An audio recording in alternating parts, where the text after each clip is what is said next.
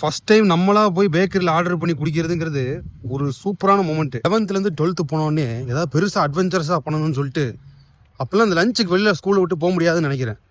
அங்கே என்ன பண்ணி போனோம், எது வழியாக பூந்து போனோம்னு ஞாபகம் இல்லை. ஆனால் பின்னாடி ஸ்கூலுக்கு பின்னாடி வழியில் போனோம் நல்ல ஞாபகம் இருக்குது. Iyengar bakery first time Iyengar பேக்கரிக்கு போகிறோம். அது வரைக்கும் பேக்கரிக்கு போனால் என்ன வாங்குவோம், க்ரீம் பண்ணு இந்த மாதிரி தான் இருக்கும்.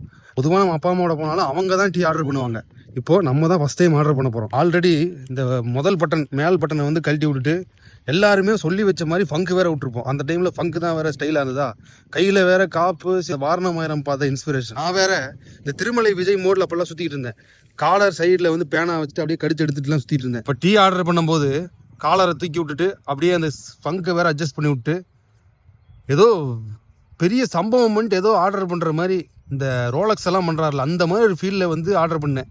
அண்ணே ஒரு டீ அப்படிங்கும்போது அவ்வளோ மாஸ் மூமெண்ட்டாக இருந்தது. இப்போ அதே பசங்க இந்த 10th 12th பசங்கள்லாம் டீ குடிக்கிறத பார்த்தா என்ன குழந்தை பசங்களாக இருக்காங்க. இந்த டைமில் தான் நம்ம வேறு லெவல்லலாம் ஃபீல் பண்ணிருந்தோமான்னு தோணுது. இன்னையிலேருந்து இந்த பசங்க கூட போய் டீ குடிக்கிறதுங்கிறது ஒரு பெரிய ஹேபிட் ஆயிடுச்சு. லைஃப் லாங் இந்த பேக்கரியில் போய் டீ குடிக்கிறதுங்கிறது ஒரு பெரிய ஒரு மொமெண்ட்டாகவே மாறிடுச்சு.